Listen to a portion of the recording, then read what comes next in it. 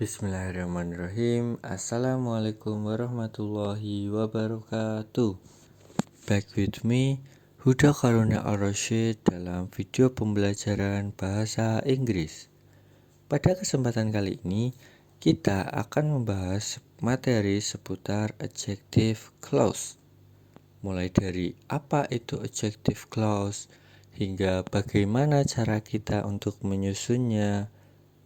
Kita akan bahas lebih lanjut pada video ini. Oke, yang pertama, sebelum kita masuk lebih dalam tentang materi adjective clause, we need to know about what is an adjective clause actually. Berikut saya sudah menyiapkan sebuah definisi terkait adjective clause. Adjective clause adalah sebuah klausa yang berfungsi untuk menjelaskan atau memberi informasi tambahan tentang sebuah noun atau kata benda dalam kalimat. As you know, sejauh yang kita tahu, kata benda ini biasanya terdapat pada subjek atau objek yang ada pada kalimat. Untuk itu, kita akan mengspesifikkan hal tersebut pada materi ini menggunakan adjective clause. Nah, sebelumnya kita juga perlu tahu apa fungsinya, apa sebetulnya fungsi dari kita belajar adjective clause. Oke, misal ini sudah saya buatkan sebuah contoh yang menggambarkan bagaimana fungsinya. Oke, katakanlah mungkin kalian sedang keluar bersama bapak ibu kalian, mungkin menonton sebuah pertandingan sepak bola atau bagaimana, atau menonton pertandingan yang lain. Kemudian di sana kamu bertemu dengan 3 pria yang merupakan gurumu di sekolah. Lalu bapak ibumu atau orang tuamu bertanya, yang mana guru favoritmu dari ketiga itu? Dan kamu hanya menjawab, pria itu. Wah, untuk itu pasti jawabannya akan menjadi ambigu karena pria itu adalah sebuah kata yang umum dan 3 orang gurumu tadi adalah pria semua.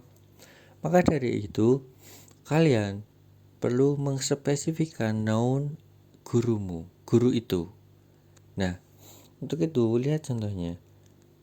The man who has a mustache is my favorite teacher. If you just say, the man is my favorite teacher, your parents will be confused. Which one is your favorite teacher? Apakah yang pakai topi? Apakah yang sedang memegang es cekek? Atau yang memiliki kumis? Makanya kalian perlu mengspesifikkan. Dengan cara apa? Dengan menggunakan adjective clause. Kalian perlu menambahkan who has a mustache, yang mempunyai sebuah kumis. The man who has a mustache, pria itu yang punya kumis, Pak, is my favorite teacher, adalah guru favoritku. Nah, orang tua langsung ngeh tuh, oh ternyata guru favoritnya adalah guru yang berkumis itu. Nah, itu fungsinya secara gambaran di kehidupan dunia nyata.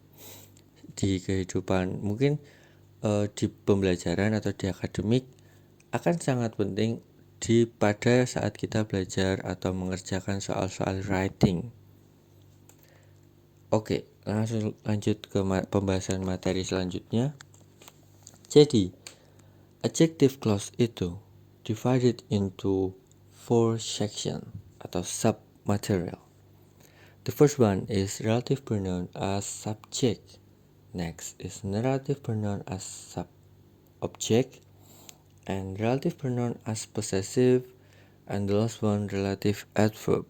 And relative adverb, and this relative adverb is divided again into 3 sections. But for today we will learn about relative pronoun first. Oke, relative pronoun tadi ada 3, relative pronoun as subject, object, dan as possessive. Dan untuk relative adverb itu dibagi juga menjadi 3. Tapi untuk hari ini kita akan fokus pada relative pronoun terlebih dahulu. Nah, sebelum kita lanjut, saya ada sebuah step yang perlu kalian ingat dalam mengerjakan relative clause. Berikut adalah step-stepnya. Yang pertama, diartikan. Yang kedua, cari kata ganti pronounnya dan rujukannya. Kemudian tentukan keywordnya, dan yang terakhir digabungkan. Maksudnya bagaimana? Oke, langsung saja kita masuk ke materi yang pertama untuk penerapannya. Relative pronoun as subject. Dalam relative pronoun as subject ini, kita mengspesifikkan noun yang berfungsi sebagai subjek pada sebuah kalimat atau klausa.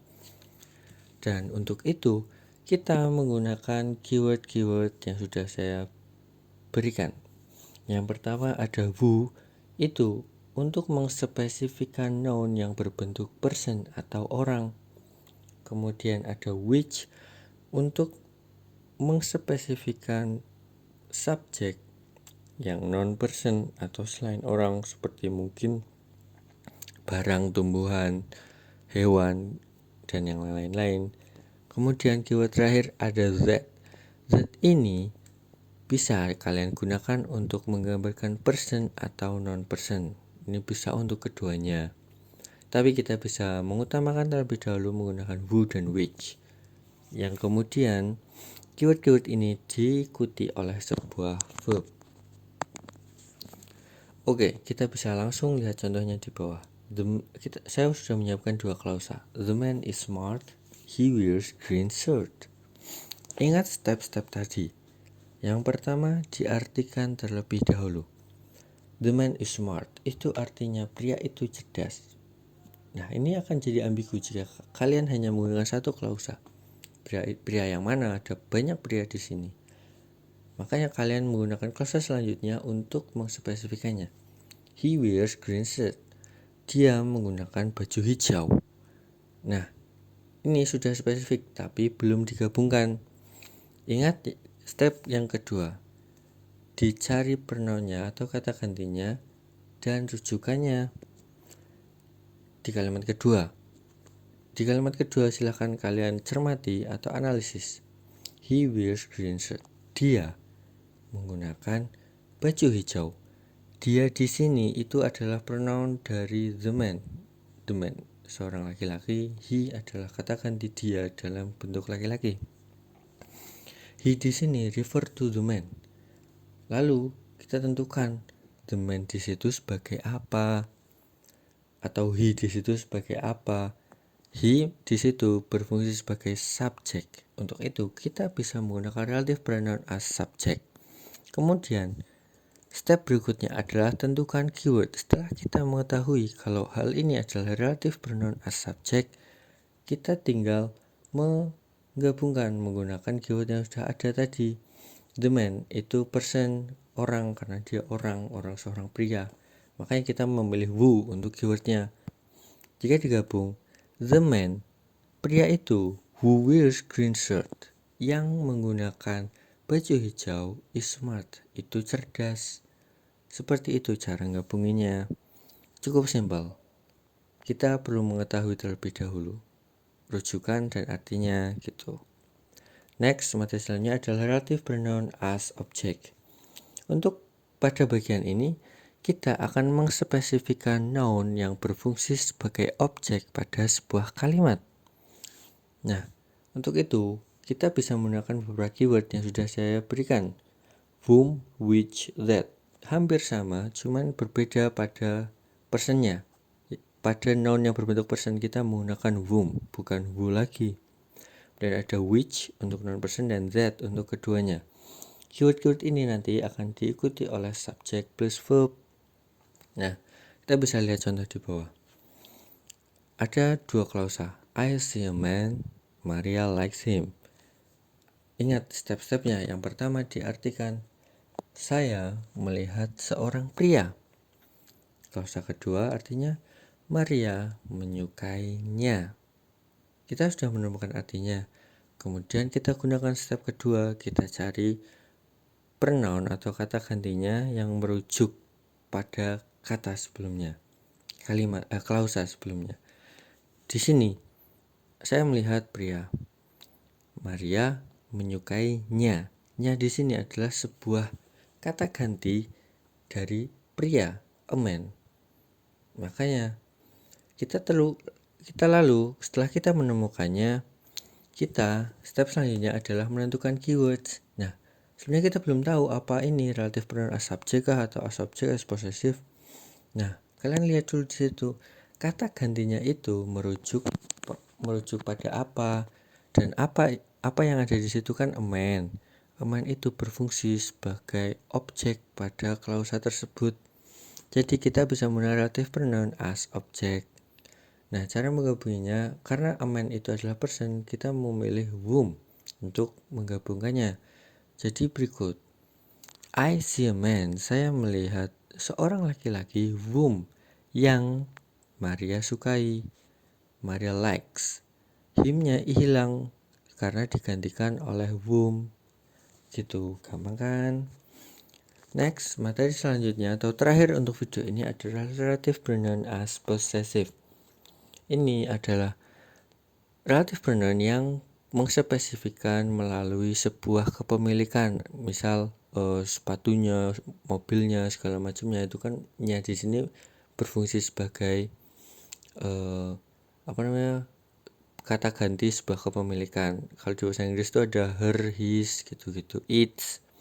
Oke, lanjut untuk keywordnya. Di sini kita bisa menggunakan whose plus noun. Itu untuk person dan non person sama. Untuk ini sebenarnya ada beberapa keywords, tapi untuk kali ini bisa menggunakan whose saja. Yang kemudian akan diikuti subject plus verb, atau bisa mungkin langsung verb. Ya, stepnya masih ingat, kalian perlu mengingat stepnya. Nih contoh, she is crying. Saya udah punya dua klausa di sini. She is crying and Ferdi stole her shoes. Artinya, ingat step pertama diartikan she is crying. Dia, seorang perempuan itu menangis. Is crying. Ferdi stole her shoes. Ferdi mencuri sepatunya. Nah, kemudian step kedua, cari rujukan dan cari kata gantinya. Di sini kalimat kedua kita menemukannya, Ferdi stole her shoes. Ferdi mencuri sepatunya. Yang di sini merujuk pada siapa? Ya, pada pada dia perempuan yang sedang menangis itu. Nah, makanya her shoes itu menggambarkan bentuk kepemilikan dari she. Nah, di sana setelah kita menemukannya, kita perlu menentukan keywordnya. Nah, untuk keyword as possessive itu ada whose plus noun. Jadi setelah kita tahu semuanya, kita tinggal menggabungkan. Dia, orang perempuan itu, whose shoes Ferdi stole, yang sepatunya Ferdi curi, is crying, sedang menangis. Nah, kita bisa mengartikan hal tersebut. Dia, seorang perempuan itu, yang sedang nangis itu karena sepatunya Ferdi curi, gitu maksudnya. Oke, gampang kan? Sekian untuk materi hari ini. Semoga kalian bisa memahaminya. Mungkin jika kurang paham, kalian bisa cantumkan komentar di bawah. Dan sekian untuk hari ini. Terima kasih atas perhatiannya. Assalamualaikum warahmatullahi wabarakatuh.